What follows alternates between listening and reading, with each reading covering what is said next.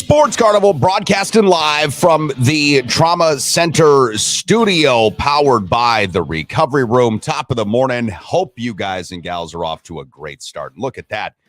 Even better looking than I remembered it last.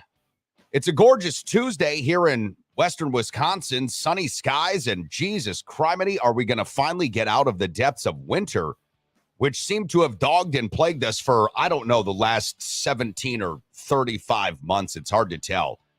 I know I don't want to play Wisconsin weather guy every single morning, but this has been, and I've been in western / central Wisconsin for the last 6+ years. This has been the longest winter I've ever experienced in my entire life. The very longest winter I've ever experienced in my entire life. I will tell you this.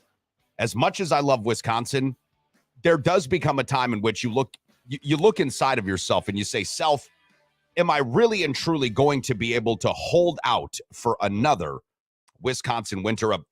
Listen, at this particular moment in time, I cannot be 100% sure. Glad that you're with us this morning, though, here on the Sports Carnival. Speaking of Wisconsin, a lot of Wisconsin sports to cover, including UWL and their new football trip coming up to Italy in less than 20 days.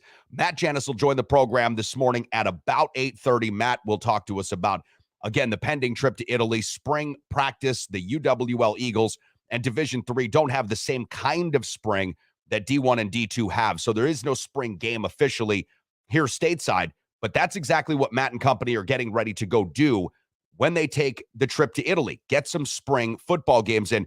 So we'll talk to Matt about the rest of spring practice, how that has been going, and how excited, of course, the guys are to be gearing up for a really fun trip. Now, little programming note, there is a real possibility that over the next couple of weeks, not this week, but next week and the week after, that we could see fewer programs, fewer podcasts here on the Sports Carnival, largely because I'm leaving.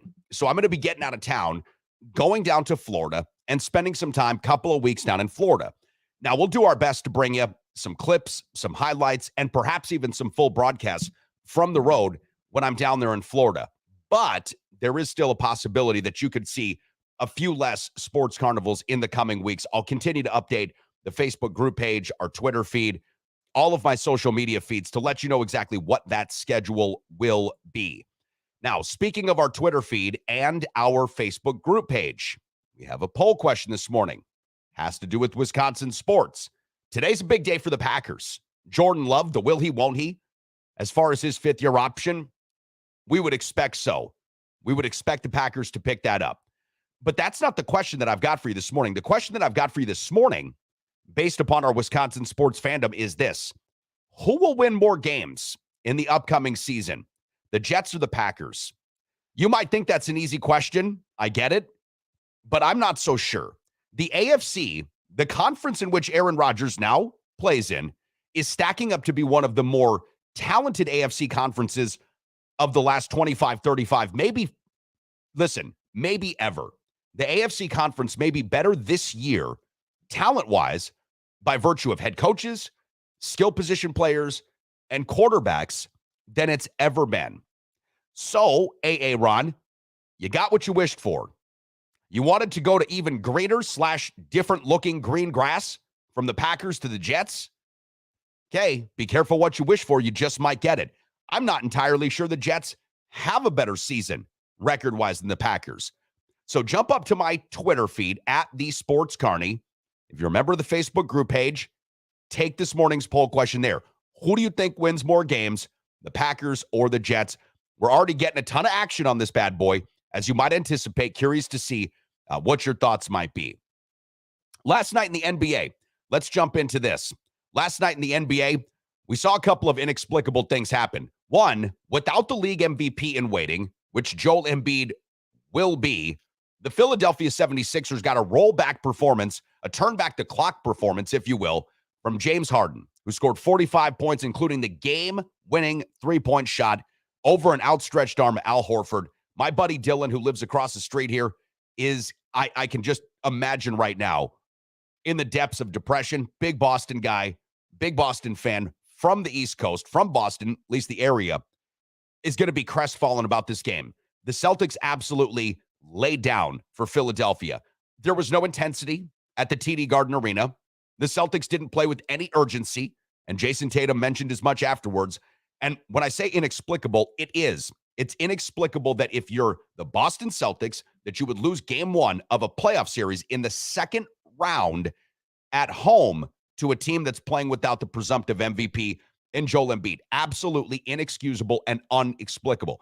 Now, the other thing that seemed inexplicable to me, but I guess once I sort of dialed back through exactly what happened, it shouldn't have been as inexplicable to me, was the seeming powerhouse, the juggernaut, the Phoenix Suns, going down 0-2 to Joey Miller's Denver Nuggets. Nikola Jokic last night in a 97-87 win was spectacular. 36 points, I think 19 rebounds, hit tons of crucial shots, was really, really clutch when Denver needed him to be. Kentavious Caldwell-Pope, KCP, who had a great run with the Los Angeles Lakers, was massive last night for Denver. Now, the thing that shouldn't be as inexplicable and therefore not as unprecedented about what the Suns did in losing that second game, going down to now 0-2 in that series, is this. Chris Paul got injured. CP3 had to leave in the third quarter with an injured groin, and that, unfortunately, has become something that you not just hope to avoid, but you expect with Chris Paul in the postseason. I hate to say that because Chris Paul is really one of the best point guards in the last 25, 35 years. But, man, in the postseason, he's just never been able to put it all together.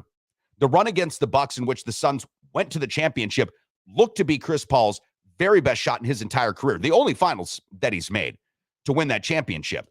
But it's largely been because Chris Paul has been met with, like, Lemony Snicket's series of unfortunate events in the postseason, right? He always seems to be coming up injured, coming up lame. And that's what happened last night. End of the third quarter, Chris Paul goes out. Look, Phoenix wasn't playing great basketball before that, but after he goes out, big difference. And now coming up for game 3 back in Phoenix, Coach Monty Williams of the Suns says he doesn't know if Chris Paul's going to play. That's a problem because the Suns are not deep. And this is something that we wondered and worried about when they traded for Kevin Durant, at least not worried about if you're not a Suns fan, but wondered about, would they be able to sustain this kind of a series? Because they just don't have anybody off the bench. Cam Payne is not Chris Paul. And shit, I'm not even sure if Cam Payne still plays for that team. I'd have to check that out. Devin Booker's going to have to pull a lot of that load. And you're already asking Booker to score 35 points, maybe 40 points. To also have to play Chris Paul, that's a tough task. That is a tough task. I see we've got one of our Facebook group members here checking in. I'll see if I can find out who that is in just a second. But the comment is this. As much as I dislike James Harden, he was spectacular. The Celtics will bounce back and should win the series. I would imagine so too. But the Celtics also showed me a couple of troubling things in this first series against the Atlanta Hawks. One, they don't seem to have exactly the same kind of killer instinct that you would really and truly want from a championship medal team. Two, the coach, Joe Mazzola, who is a rookie head coach, don't forget, does seem to be a little bit over his skis at times when it comes to situations and how to make those situations, play calls, actually work out to his benefit. Last night was a perfect example. The Celtics are down by, what was it? 2 points. Okay. Who's the Celtics' best player? Jason Tatum. Who's their second best player? Jaylen Brown. Why didn't either of those guys get the ball? Marcus Smart can play, no doubt. He's a capable offensive player for sure. But Tatum was rolling early. The Celtics went away from him. Jaylen Brown as well. Why, if you're Joe Mazzola, do you not give the ball to one of your two best players? That's something that I think perhaps could really come back to haunt the Celtics. Now, if it was Ime Udoka there, I don't think the same thing would happen. I think there would have been something different called. I think there would have been a different play. I think there might have even been a different kind of focus and intensity. The other part of the Celtics that worries me just a little bit here is the lack of intensity. When they say there was a lack of intensity, it's the game. It's game one of the second round of the series. You've got no Joel Embiid. If you win the series, you're going to the conference finals. You're stepping your way towards a berth in the championship. What lack of intensity? How do you explain that, right? Really and truly, how do you explain that? Listen, we've got a lot of ground to cover. As I've mentioned, we'll be joined about 8:30 this morning by our good buddy, UWL head football coach, Matt Janus. Yesterday, and really for the last couple of days, I've also been mentioning this. We have a brand new sponsor here on the Sports Carnival, Contractor Supply in both West Salem and Baraboo. Go where seasoned pros go to Contractor Supply in West Salem. Stay tuned with me. I'm coming back broadcasting live from the Trauma Center studio about a minute and a half. Contractor Supply in West Salem and Baraboo is your partner in building excellence. Seasoned pros know that Contractor Supply offers the very best selection on high-quality building materials at the very best prices with the best service in both West Salem and Baraboo. My friends Kevin and Nick and the entire staff at Contractor Supply in West Salem and Baraboo are your partner in building excellence for a very good reason. Check them out online, contractorsupplyws.com, or stop into the showroom in West Salem or Baraboo. Do you have a wedding, anniversary party, or bat mitzvah coming up in your life? Then you need Hey Duda DJ services featuring Neil Duda, the Midwest Eminem. No doubt about it, I'm hammered, and that's every day. Brains are cloudy, dog. Dropping sick beats while you enjoy your treats. No party is too big or too small. Quinceañeras, graduations, ice cream socials, or cocktail parties. Whatever the celebration, Hey Duda is rocking the foundation. Here we go again, back with all our friends. Here comes the pain. Neil Duda. Boy, shit's just choppy today, isn't it? Neil Duda, happy belated birthday again, my friend Neil. I know that we didn't get a chance to connect over the weekend, but I did see on Facebook it was Neil's birthday, so happy birthday there to Neil Duda. Speaking of Facebook, boys and girls, our Facebook group page has got the poll question, as does my Twitter feed at the Sports Carney. Who will win more games in this upcoming NFL season, Packers or Jets? Come on, Wisconsin fans, help me out. Our Facebook group page looks very Wisconsin-esque. 58-42.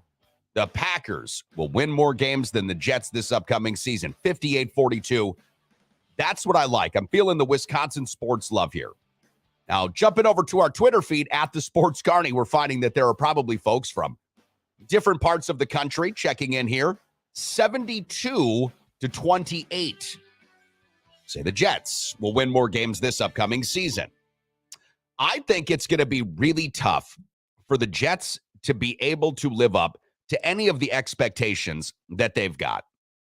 First of all, Aaron Rodgers, and this isn't breaking news if you've ever listened to this show, my previous radio show, or watched this program, Aaron Rodgers is not somebody whom I have great personal affection for. I understand that he is a very good quarterback, and in the NFC North, this guy has been devastating. He has probably done more damage to Bears fans' psyche over the last 15 years than the Bears general managers, Brian Urlacher getting hair, Jay Cutler, or Rex Grossman all put together. I mean, Aaron Rodgers has been great against the Chicago Bears. You can't take anything away from the man.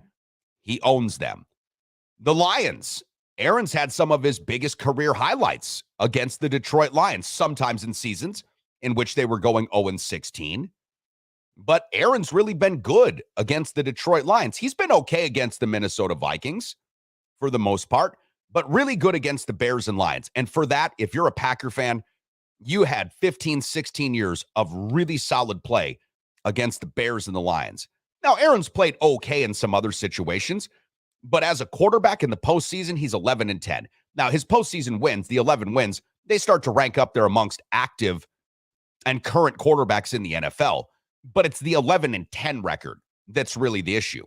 So from a football perspective, just judging on history, I don't think that Aaron Rodgers is anywhere close to the greatest quarterback of all time from a winning perspective. Talent, flicking the ball, looking real cool when he's doing it. Oh, man, I'm cool. Look at that. He does it awesome. I mean, it's just like guys that have a wickedly wet jump shot. Ken Griffey Jr. had a great baseball swing. Do I consider Ken Griffey Jr. to be amongst the greatest baseball players of all time? No. He was a great baseball player, but the dude languished in obscurity in Cincinnati for over a decade, never won anything in Seattle. Really good home run hitter, good baseball player in the outfield, top 100 baseball player of all time. But is he a top player? No. No, he's just not. Bernard King could score the basketball. Carmelo Anthony in the NBA. Guys are amazing scorers. Look pretty doing it.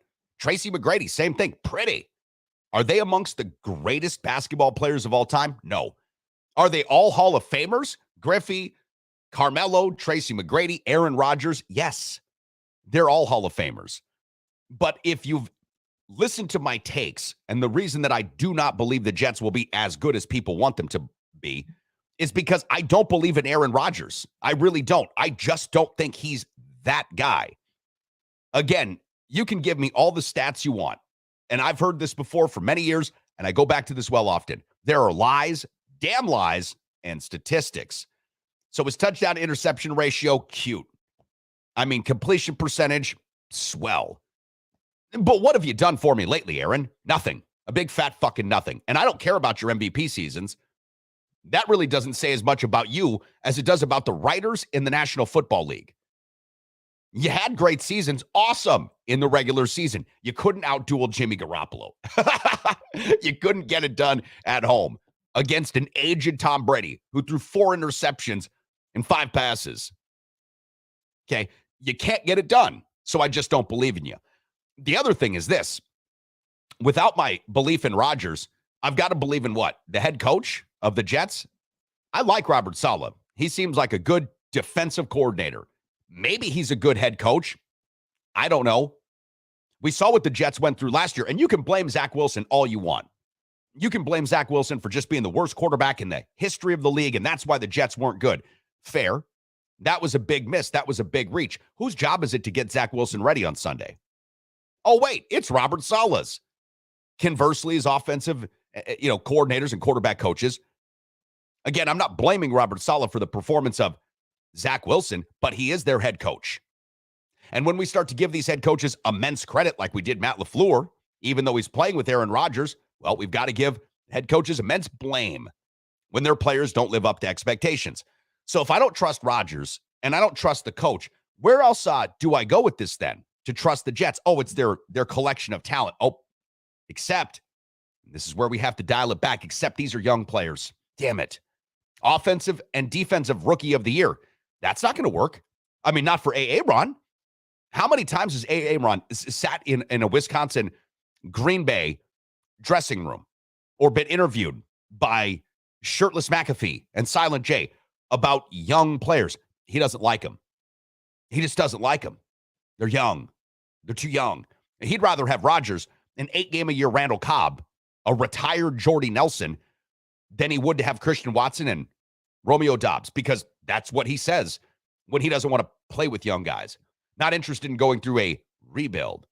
Okay, the Jets haven't made the postseason in 17, 18 years? I mean, no, not that long. But it's been a long time since the Jets have made the postseason, right? How is this not a rebuild for the Jets? What was the Jets' record last year, Rodgers? Exactly. Bit worse than the Packers, wasn't it? Okay. So those are just 3 things, Rodgers, Saleh, and the team rebuild based upon the youth, that go into my take that this is not going to be a championship contending team. That's not even looking at the remainder of the competition in the AFC. In their own division, you're going to be battling Josh Allen, who, I'm sorry, is a superior quarterback to Aaron Rodgers at this point in time. We could have made a different argument 5-10 years ago, maybe. But Josh Allen today, better quarterback. Then you've got to face the genius of Bill Belichick on defense, a Miami team who's up and coming, regardless, it seems, who plays quarterback for them. Right? How are you going to become the dominant team even in your division? Then you look at the rest of the league, the rest of the conference. Joe Burrow, Patrick Mahomes, Lamar Jackson's been re-signed, Justin Herbert, Russell Wilson's going to be reinvigorated out there in Denver. You've got Trevor Lawrence. You've got a collection of these young rookies. I know that Stroud's going to take time and Anthony Richardson will take time, but you've got some young bucks that are coming up right now that are going to look to really, steal some of the thunder, make games more competitive. The Tennessee Titans won't be laying down, not with Mike Vrabel as coach. The AFC is as stacked as it's ever been. And when I look at what Rodgers is going to have to do this year and how he's going to have to win, I just don't see the pathway for it. I really don't. I do not see the pathway for it. And Rob Dog, that's terrific. Were you alive when the Jets made the postseason with Mark Sanchez? And if you were, what were you, 6? I mean, do you remember that? Of course you don't. And if you do, you've seen it on TV on a clip. That was a completely different Jets team. That's like making a comparison to this year's Denver Broncos with John Elway's Denver Broncos. Well, if they just had Mike Shanahan back as coach and John Elway.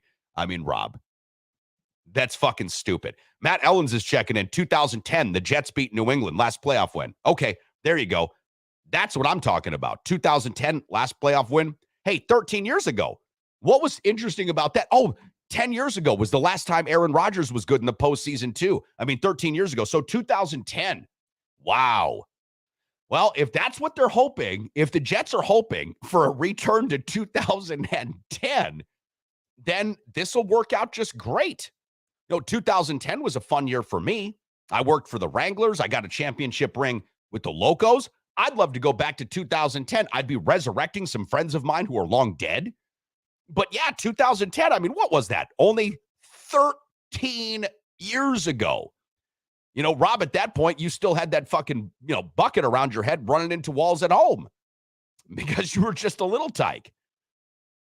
The Jets, to me, are going to have an enormous proving ground, which is why going back to this morning's poll question, who will win more games in the upcoming season, the Packers or Jets?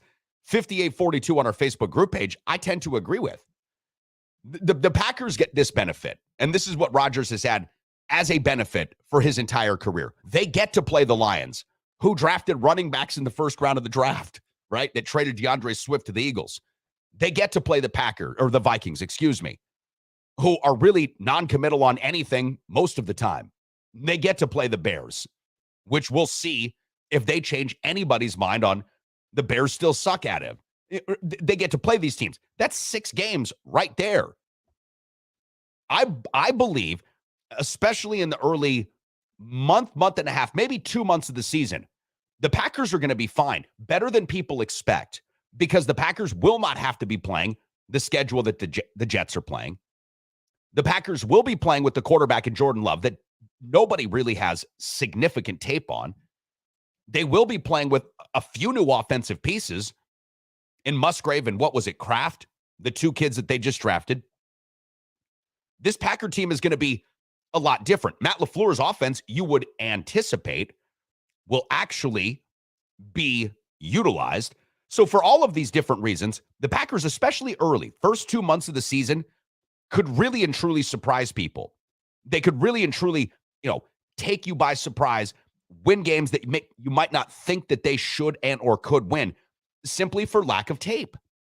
And we saw this with Gardner Minshew when he first came up in the league, not comparing Jordan Love necessarily to Gardner Minshew, but the quarterbacks with the least amount of tape on them, much like pitchers, when they first come up to the majors from the minors, there does seem to be a learning curve for the opposition.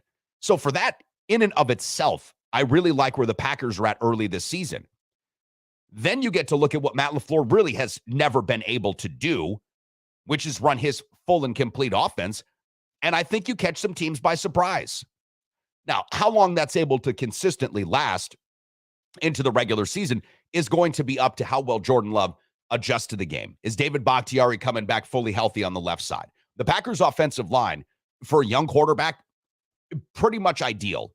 Like if you're a young quarterback and you're giving me David Bakhtiari, a possible Hall of Fame left tackle, guys like John Runyon, guys like Josh Neiman, and then you also help me out with power backs like A.J. Dillon. I wouldn't say a scat back, but a good, wide out slash back in Aaron Jones. Then I've got a couple of burners on the outside in Dobbs and Watson, and then I get a couple of tight ends. I'm not hating this. Now, Jordan Love's also got something that Aaron Rodgers had, and Will Levis probably has going for him right now. A little bit of a chip on his shoulder, I would imagine. Jordan Love, let's not forget, was a first-round draft pick, right, wrong, or indifferent. And with that comes a level of expectation. I bet you Jordan Love's kind of wanting to play for a good contract too, which is why it would be super interesting if the Packers do not, in fact, option Jordan Love's 5th year this afternoon. Because if you think about what $20 million, could look like if Jordan Love has a good season, you might be really regretting not picking up this fifth-year option. I understand Brian Gutekunst is right in saying it's a lot of money for a guy that we've never seen play. But really, what is your other option there? I would definitely sign him to that fifth-year extension. Definitely. It keeps you away from what the Giants had to do with Daniel Jones, which was pay this guy a lot more money than he's probably ever going to be worth because he had a good enough season led by a coach in Brian Daboll who got that team to the postseason that made it impossible for the Giants to be able to move off of him. Impossible. So if I'm the Packers, I sign him up for that fifth-year option, and I do it right away. I do that right away. All right, Rob Dogg's checking back in here and said, Dave, the last time the Jets made the playoffs, I was a kid and I was crying because I lost to the Bears, a bet he made with his friends after the NFC title game. So he was 6. What did you guys bet, Rob? What did you guys bet at 6? That's fun. I like that. You got in that early, did you? Okay. Yeah, the Jets are a historically bad team. The Super Bowl with Broadway Joe, one of the most overrated quarterbacks in NFL history, is the only thing that Jets fans really have ever had to hold their hats on. And I just think it's hilarious. I really do. That the idea that Aaron Rodgers at 40, who again, last year with my own 2 eyes, I'm watching completely age like in front of me, throwing balls in the dirt, running like he was older, throwing like he was older because he is. Watching this guy fall down in front of me, break apart, piece by piece. That he's going to somehow be the savior for a New York Jets team, which needs a great quarterback, no doubt. I mean, that's probably what the Jets' number one issue was. But yet relying upon a guy who, again, in terms of life, 40, not old. But in terms of football, old. And I'm getting a little bit over the idea that just because Tom Brady, one guy in the history of the NFL, one guy, because Tom Brady played so great into his 40s, threw more touchdown passes in his 40s than he did in his 20s. But because that one individual did it, the greatest quarterback of all time, that this should be something we expect from other quarterbacks like Aaron Rodgers. Aaron Rodgers can still be good. He can still make some plays. Statistically, Drew Brees wasn't bad his last couple of seasons. The team just had to start putting Taysom Hill in there to throw passes more than 20 air yards downfield. And I'm not saying, Aaron can't throw more than 20 yards downfield, but he sure didn't look like the quarterback that he did in years past. He really didn't. And if you're a Packer fan and you just want to, hold on to the Aaron Rodgers love and blame receivers okay, we had to all watch this with our own 2 eyes. He can claim the thumb injury. He can claim whatever he wants. He didn't play good. Same in 2018 when the Packers drafted Jordan Love in 2019. He didn't play good. And it's maybe not diminishment. Maybe it's motivation. I don't know. Maybe he comes out and lights the world on fire in the AFC with the Jets, but I doubt it. I really doubt it. And these young kids, soon as they make a mistake, you're too young. Get them out of here. We need somebody older. Can't trust him. And by the way, how does Aaron trust him so fast? Remember, Aaron spent years talking about how he didn't trust Davante Adams because, he's too young. And then Davante Adams becomes the only person he can fucking throw the ball to. And then he doesn't trust Christian Watson or whoever because they're too young. This has been somewhat of an argument that Rodgers has used as a crutch for many years. I just don't know how that diametrically changes. The other thing is this. It looks great for Rodgers throwing in shorts and to open receivers with no defenders. Well, you're feeling the love. You're in New York City. Sweet. Once you start making those mistakes, once you start hitting a wall, once you throw an interception and they start booing you, how are you going to feel about that? Because Rodgers got some of the biggest passes in NFL history playing for Green Bay, a team that treats their stars with the most kid of gloves. I'm not entirely sure that he is going to love actually being put on point if, in fact, something fails and the majority of the reasons or the fault lies on Aaron Rodgers' shoulders. I'm just not sure he's going to love that. All right, Matt Janus, UWL football coach, going to be joining the program coming up next. Eagles less than 20 days away. Their trip to Italy. We'll talk to Matt about spring practice, see how that has been going. I've also got to get Matt in on this draft conversation, but we'll not let him really ruin our fun with the Packers. I want to hear his thoughts on the Bears draft because Rob Dog from Stoddard yesterday, super curious to hear what people's thoughts were on that Bears draft. So we'll take it from a Bears fan. Hang around. Sports Carnival broadcasting live from the Trauma Center studio back in just a few. What can I say? The Recovery Room on 7th and Mississippi Street is not only my favorite bar in all of downtown La Crosse, Wisconsin, it's my favorite restaurant in all of downtown La Crosse, Wisconsin.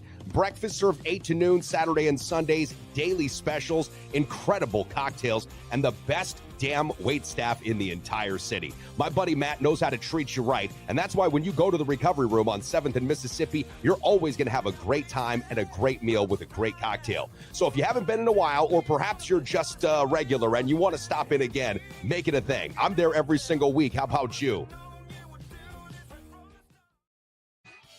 And we're hopeful that the Recovery Room will be back open for us this afternoon. We had some issues going on yesterday, weren't able to open. No bingo last night, which means that money's going to be rolled over until next week, maybe the week after, Matt. I'm not sure. I know that you're watching the program this morning. I will be out of town for the next couple of weeks after this week, so it will not be me hosting bingo for at least the next couple of weeks. At the same time, great fun, great food, and of course, great servers at the Recov. Matt Janus joining us here on the Sports Carnival, UWL football coach, and now 18 days away from going to Italy. How close are we, brother? Yeah, that sounds about right, Dave. I mean, geez, that's hard. It's starting to get a little real now. You know what I mean? It's starting to get like a little nerve wracking of, all right, we got 100+ guys heading overseas and getting all that stuff situated. We got a big meeting with the guys tonight on, what they need to pack. And we got kind of our travel agents coming on. So it's for sure getting real, and obviously just finding a way to, keep these guys on the straight and narrow over there too, and making sure they're not divulging themselves too much in wine country. Exactly. I was thinking that myself, like, all right, we've got 21, 22-year-old guys going over there. Some of their families are coming, probably a couple of girlfriends. And, you've got football and you've got practice, you've got games to play, but there is that natural draw, the instinctual draw to just enjoy all of what Italy must have to offer. Outside of football, what are you looking forward to the most, man? Oh, I mean, think like what everybody is like. I'm looking forward to Rome and seeing the Colosseum, and being able to see that and to see the Roman Forum and kind of see some of that stuff. I think Florence is going to be really cool. We get kind of a chance to, we're going to have like a joint practice with one of the Florence teams. And then after that, we're going to have a kind of a cookout, like a barbecue. So I think it's going to be great for our guys to kind of make some connections and with people over there. And who knows, maybe it leads to, playing opportunities and just to kind of continue to grow the sport of football worldwide and be able to connect with them. That's going to be really fun. I don't think there's going to be a bad part of this trip at all. I think every little bit of it's going to be exciting. And, and that's the whole purpose too, is right. Like they're able to use football as a way to see the world. And obviously we're going to have some practices. We're going to play some games out there. But these guys, and for the most part, probably most of our team is traveling to a foreign country for the very first time, in their lives and get a chance to see stuff that I just think we as Americans don't understand how old some of the stuff is that we're going to see. And, being a relatively young country, like they're going to see some stuff that, before Christ, BC type of deal here that it's just going to be so cool for them to be able to see and to have that type of experience together of just going on a vacation with your team. I mean, how awesome is that? And so we as coaches understand that. So we're going to have a ton of fun with this thing too. As a guy that never played anything near the level in which you guys get to play at, my most enjoyable times of team sport activity outside of the games, which sometimes you just forget about, it was traveling with the team, right? Mm-hmm. Getting on the team bus, you're hanging out with all your dudes. You've got this interesting connectivity because you realize, especially before you go into competition, there's some heightened awareness and there's a little bit of fear, there's some nerves. So your connectivity seems to be even greater when you get to travel abroad. I think that even increases that level of connectivity between the team, especially because now you are in a foreign place and you're relying upon each other even more to sort of navigate, which won't be a tough navigation, but to navigate where you're at. It's going to be a great experience. And I bet you anything, Matt, 10, 15, 20 years from now, when you guys have a reunion of this year's Eagles team, after you win conference this upcoming season, of course, and win a national championship, you'll look back to this Italy trip and say, see, guys, this was the beginning. And then that'll be one of those things you just kind of all go back to 10, 15, 20 years from now and circle. This was the turning point in many ways that got us to that national championship. Because I'm calling it now, with Italy on the horizon, national championship soon to follow, like this upcoming season. So in advance, congratulations. Hey, no pressure now, huh? No pressure now. It's not now, but such an easy but schedule. No, I agree with you. It's going to be awesome. It's going to be such a team bonding experience for our guys. And, I was fortunate enough to be able to do this in college. And, I think the guys that I went over to Germany with, I mean, we became inseparable after that. I mean, we just were. I mean, you're just, whether it's, they're going to be traveling around on a bus from place to place. They're going to have a massively long travel day on the first day out, but, sitting on an airplane and just getting to know each other, just in investing into each other. It's just going to be an awesome experience for our guys. Yeah, I'm excited for you. And I hope that, for what it's worth, and this is just for my viewing pleasure, that we'll have some clips social media wise coming out to us. Because that's one thing I've told many people about. I've really become interested in across all the platforms is the Eagles social media feeds. If you're not following Eagles football, do it today, because there are so many different fun things that you'll find out about the team. And I'm sure that you'll put up some of the food that you're eating and places that you're playing, pictures of the Coliseum. I'm with you. That to me would be the highlight of the trip, is really looking at some of that old architecture. I'm not a foodie necessarily, so I wouldn't be, as into the food, but the walking around town, putting your hands and feet on places that have been walked on by the likes of Julius Caesar. I mean, Socrates, others. It's just, I don't know, very, very interesting and fascinating stuff. I've got a couple of things, though, I want to get you to weigh in on here.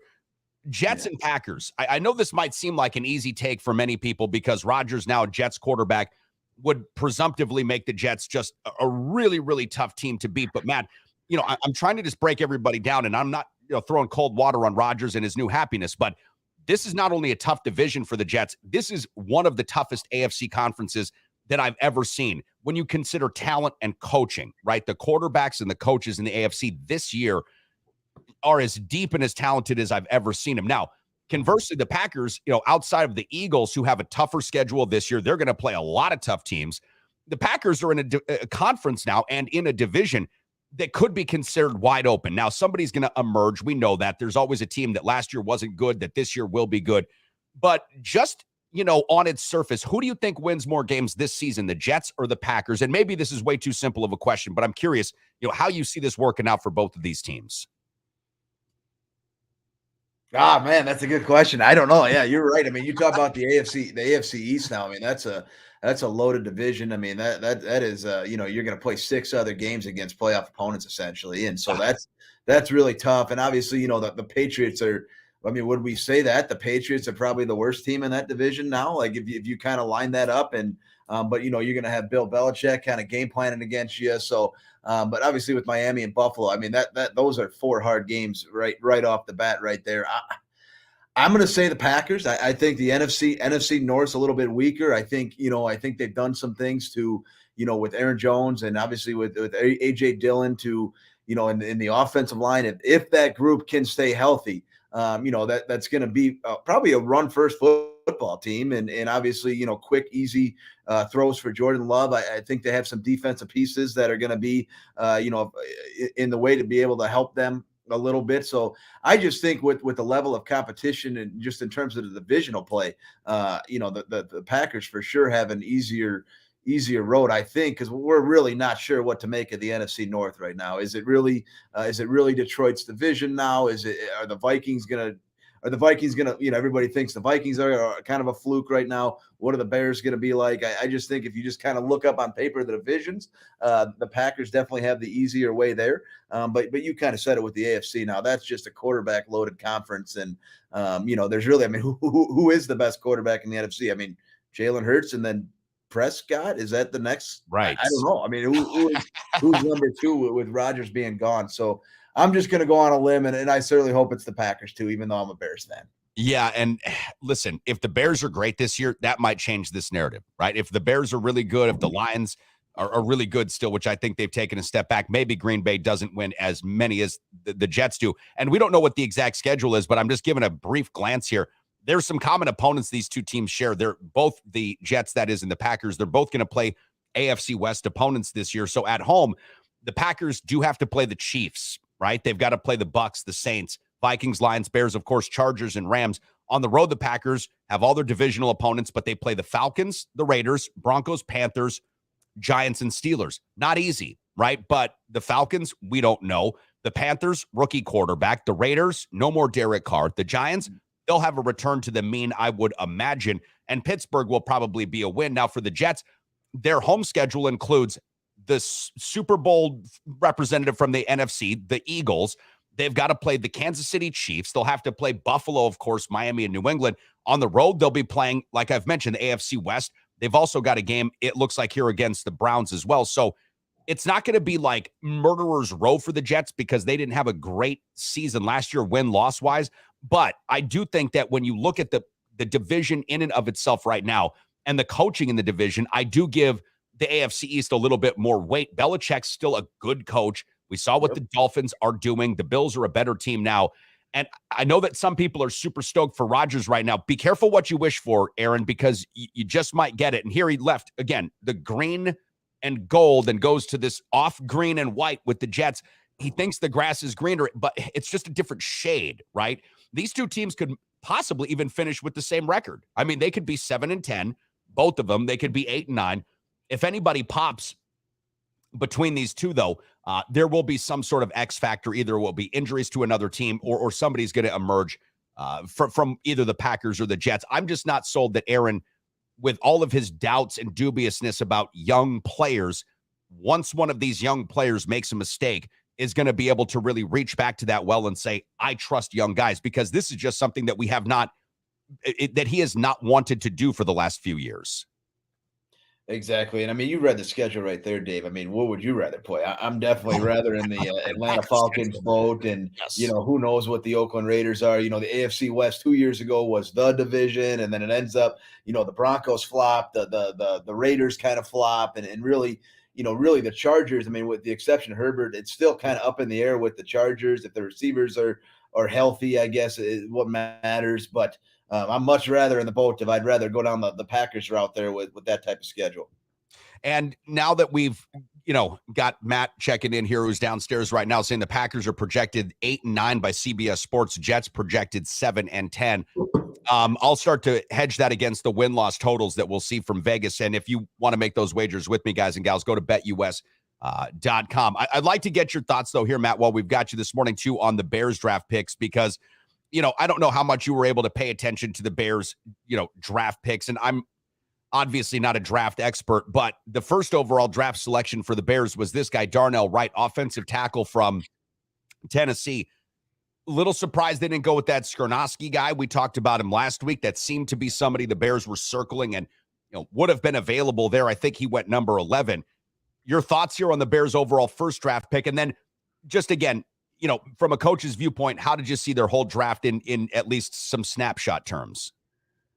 Yeah, I just think, Dave, like overall, like this draft was really, really hard, and it's gonna have to play out in the future, as all drafts do. But like this one, like to me, was just really, really hard. I don't think it was a very good draft class in terms of actual, talent coming out. I still think Jalen Carter is the best player in this draft, is a top 5 pick in every draft that, if you look back for the last 5 years. So I think with the lack of talent, it was really hard to determine everybody's draft class. It's really hard to figure out, okay, is that the right guy? So to me, like, I thought a lot of teams had to go off of, what was best for the team. And that what made it hard is that pick, is that worthy of a 13 pick? Is that worthy of a top 10 pick? And it was kind of just like, it gave you that kind of feeling as a draft class. Like for instance, like, I don't like what the Lions did. Like, I don't think it helped them as a team. It didn't really make any sense. No. Now they may have needed the pieces, but where they took those pieces and what their team needs were kind of very different. Like where you look at the Texans, right? They needed an edge rusher and they needed a quarterback. Now, whether that's what they had available in order to fix it. Like, and I don't know if CJ Stroud is the number 2 overall. I don't know if even Will Anderson is the number 3 overall type of rusher and like, with the pick, but they certainly tried to make, their team needs and try to fit their team with it. So I just think overall draft was a really kind of a weird draft because of the talent picture of that. So I looked at the Bears. I really like this guy. I do. I think the level of talent that he played against in the SEC, and a guy that has lined up against Will Anderson, and that's the game kind of people constantly talk about, what was him versus Will Anderson. So I think he's for sure ready. I like what they did in the second round, getting that defensive tackle out of Florida, but I really dislike the Bears' 4th and 5th round picks. I don't think the Bears addressed anything on the edge, which is what they lack. Now, they got some interior defense alignment, Sure. which is good, but I dislike their rounds 4 and 5, and they had a lot of picks. And when you I just don't think they did enough to kind of create their team more. They lacked edge. They go and get the backup, Robinson's backup at Texas, who's a good player, but not sure they needed a running back there. Then they go and get another receiver. Well, they've already kind of addressed their receiving core. They traded for Claypool. They got DJ Moore in the trade. You have Mooney. You have the tight end. So you don't really need the wide receiver from Cincinnati. And then I think they go and get the linebacker from Oregon. What is it? The Sewell guy who's got all the brothers in the league. And Penny Sewell's his brother. Yes, exactly. Yeah. They go and get that, but they've addressed their linebacker core this offseason. They spent on TJ Edwards and Edmonds, and then they have the young guy and Jack Sanborn. And so they've kind of already addressed, how many linebackers do you need? I mean, it's the NFL. You're playing a nickel half the time anyway. I was wondering about that. 21 personnel is the only time you have 3 linebackers on the field. So to me, and I understand the thought process of you need depth. I get that part of it, but I just think there was some other needs, especially, and that's where the biggest one they did not fix was their edge rushers. And I know there wasn't a ton to go where they were selected, but that's the thing I worry about is I still don't know if they can rush the passer. And in this league, that's all that matters. You look at the best teams, they can get after the passers. The 49ers. The Philadelphia Eagles just gave you the blueprint. And that's why everybody's going nuts over their draft, is because they probably got better. So Hargrave leaves to go to the 49ers. Yes. But then they probably draft a guy who's better than him. You know what I mean? And so they just rebuild that defensive line and the ability to get after the passer. And in this league, if you can't do that, it's going to be a long day. And I know there's some people that are unhappy about the Packers at 13, but that's the deal here. You got to be able to rush the passer. And when Gary went down, it changes everything. And you didn't get what you thought you were going to get out of Preston Smith all the time. And so you got to be able to rush the passer. And I'm worried the Bears haven't addressed that. I like that they addressed the offensive line. I like that they added depth to protect Justin Fields, because the guy's been sacked 91 times in 2 years. But I wish there would have been some more edge guys taken later on in the draft there. I totally agree with that take. The quarterback and the guy that gets to the quarterback in today's NFL are probably the two most important positions that you build. This is why Houston, DeMeco Ryans, I'm with you. Nobody knows about Stroud yet. And I trepidously look at Justin Fields, at Dwayne Haskins. These guys were not good, but great for Ohio State. Yep. And transition to the NFL, and it's much different. But I will give Houston credit in that they didn't have much more than draft capital and some free agent money to go out and fix this. Now, their free agent signings, not flashy, but they get Gesicki, they get Woods, they get, an offensive tackle. They got another guy in free agency. I'm forgetting his name, but they got guys in free agency, Houston did, that are solid players, plug and play starter type players, right? So they got 4 or 5 starters. And then here in the draft, if your board said that the number 2 guy was Stroud or Williams, and you knew what would happen at 3, the jump up there, which nobody saw coming, to take 3 after you had already acquired some draft capital, some previous trades, I thought that was a deft move. Will it work? I don't know. But like you've mentioned, they have to do it, because those are the 2 most important positions in football, and they got the 2 best players, at least on their board, in that draft. I think it's like this for me, when it comes to the draft, the Bears, the Packers, the Vikings, I thought they did okay with Addison and then missed on a lot of their other picks. The Lions were a complete befuddlement. I think Chicago and Green Bay probably had the 2 better drafts, especially at the top. The offensive tackle, Darnell Wright, you know what? I heard from a lot of people, he was the hardest guy to get around in the SEC. This guy was somebody that nobody wanted to actually face. That should help out. But it's going to be one of these things, like we said before, 3 years from now, we'll look back and maybe it's a hit, maybe it's a miss. The Packers taking Van Ness, again, maybe a little high, but where would they go without the ability to rush the quarterback? This is going to make this upcoming season in the NFC North really interesting. And then just to kind of give you a little look here of what our audience are saying on our Facebook group page, Matt, when asked who's going to win more games, Packers 58, Jets 42. Twitter's got 71-28 going the other way. But I think when we look at these schedules, I think we would both rather take an NFC North schedule than an AFC East schedule, especially playing against those coaches, McDermott, Belichick, the dude from Miami. These are not easy games and not an easy schedule to have to play. No, not at all. Not at all. All right, my friend. Well, listen, we'll let you off. And with that, we'll say some Go Eagles stuff next week. Very real possibility that I'll be able to join you from Florida, but we'll just kind of have to play that by ear. I've got to get out of here. You guys are going to Italy. Made me jealous. I'm going to a foreign country. It's called Florida. Their weird president down there, Ron DeSantis, has got a war going on with Disney right now, but I've heard that the acquisition of the Avengers and Star Wars will actually help the force fight the evils of DeSantis. So we'll see. But we're both traveling out of country, and it should be fun. When we do talk next, we'll definitely get everybody geared up and or recapped on what exactly did happen. How long do you guys go for again? Is that 8 days? Is that 8 days? Yep, 8 days. So We'll deal, Dave. Well, thank you. You enjoy your trip. We'll talk later, and go Eagles. All right, go Eagles. See ya. The other thing that really bothered me about Aaron Rodgers was that he wouldn't be a man and just say what it is that and I'm not trying to use just the man. He wouldn't be an adult and just say what it is that he wanted to do so that he could let everybody know. Then he wants to come back and make it seem like people in the media, which could be considered us or in particular reporters, he wanted to make it seem like we were the ones that miscast him. No, bro, you just didn't come out and say what you needed to say because you were afraid of the media pushback. And this is where I guess I go a little bit counter with Rodgers.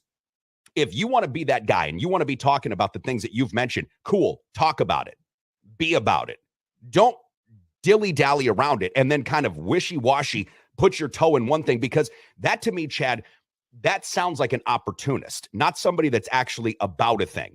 Say what you will about Kyrie. Good basketball player. The fucking guy's weird. I don't know if I agree with 90% of what he says, but I think that he's got conviction. And because of that, I'm willing to give him his time. I'm willing to have respect for that. Absolutely, because he's got conviction.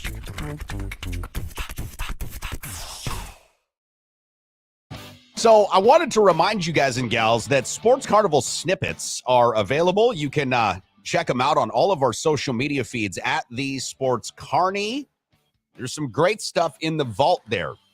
Chad, the producer, and I were talking about Aaron, little bitch Rodgers. We got lots of good stuff up there. So if you're ever hankering for some Sports Carnival nuggets and perhaps you just don't know where to look for them, I'll tell you, at the Sports Carney, Instagram, Twitter, Twitch, Facebook, YouTube at the Sports Carnival. But those Sports Carney snippets available wherever you have the handle at the Sports Carney to be used, which again is Twitter, Twitch, Facebook, and Instagram. You can check out some of the best of the past shows. Again, thanks to our UWL head football coach, Matt Janus. Thomas, I did not get to ask him how Duolingo was going. I'm sure it's been going great.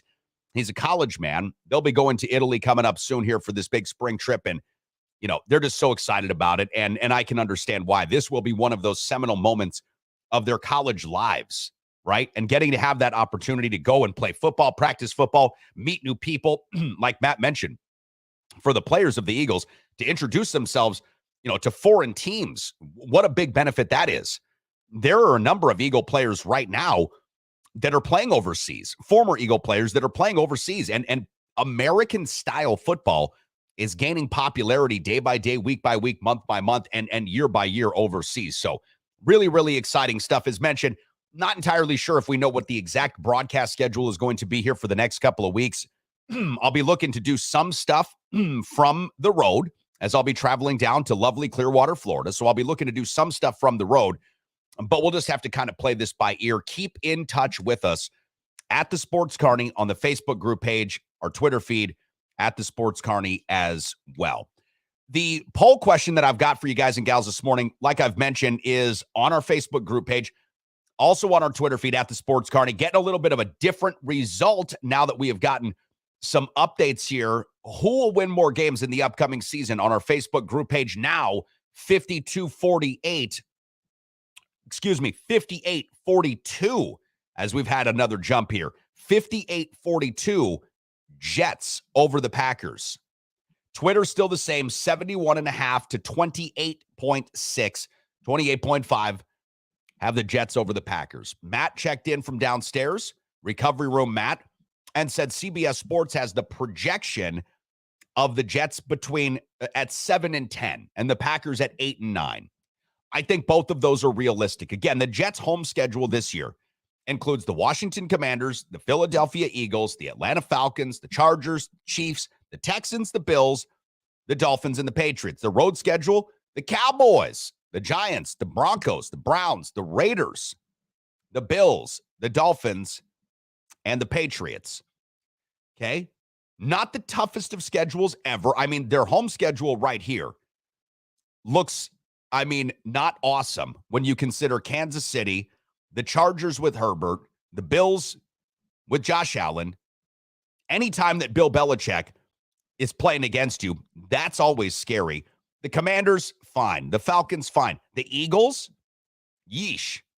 The Houston Texans, I don't think that they're going to be a great team this year by any stretch of the imagination, but I could see Houston doubling their wins. Like Houston's projected right now, I took a look at this yesterday, 5.5 games is their over-under win-loss total. Over-under for the wins, 5.5 games. I think they go over that. I think they win 6, 7, maybe even 8 games. Houston's going to be playing again without tape on a CJ Stroud early, and the free agent picks that I've mentioned, they were not necessarily flashy, but they were good players. I mean, these are starter players. So Houston could even give New York a tough time at home, even though we'd give them a win. So if I'm just judging this right now, I say they lose to Philly, they lose to the Chargers, they lose to the Chiefs, they lose to the Bills, and we'll give them wins against Washington, Atlanta, Houston. One of the two, Miami or New England's going to beat them at home. Then I look at the road schedule. Cowboys, most likely a loss. Broncos, most likely a loss. Bills, most likely a loss. Dolphins, most likely a loss. Patriots, most likely a loss. The victories I see here, the Giants, the Browns, and the Raiders. Okay, maybe they sneak one out in Miami or New England. Maybe. This is 7-10 football team. Matt's not wrong, and the CBS Sports guys aren't wrong either. The Packers, again, your home opponents, the Bears, the Lions, the Vikings, oh my. You do have Kansas City. You do have Los Angeles, both the Chargers and the Rams. You've got the Saints. You've got the Bucks. Who's going to be the quarterback for the Bucks? Who knows? The Rams, they might be good again. They could be awful. The Chargers, that's going to be a tough opponent. The Saints, I'm not sure. Is Derek Carr going to make that big of a difference? I don't know. The Chiefs, of course, that's a tough team. Road teams for the Packers, Bears, Lions, Vikings, of course. Falcons, I'll take that one. Panthers, you betcha. Broncos, all right, we'll chalk it up to a loss. Raiders, I don't know what they're going to be. The Giants and the Steelers. Look, the Packers aren't going to set the world on fire. They're not going 13-4, right? They're not going 14-3. But it's not the kind of schedule that you look at and go, oh, dear God, how would we ever keep our heads above water? Now, when these games fall, that will largely determine, I think, the true success of the Packers. Like when they play Kansas City, when they play the Chargers, when they play the Rams, when they play the Saints. Those things to me will determine a lot of, differences in how successful and or how unsuccessful this year's Packers team could be. But I'm not looking at this schedule, at least from the opponent perspective, and cringing with fear. Now, if I'm Aaron Rodgers, I don't love this. I've got to play top quarterback Mahomes, top quarterback Allen, okay, top quarterback Jalen Hurts, top quarterback Russell Wilson, top quarterback Dak Prescott. Not really, but you get my point. You've got Josh Allen twice. You got Dak. You've got Jalen. You've got Justin Herbert. You've got Mahomes. You've got Russell Wilson.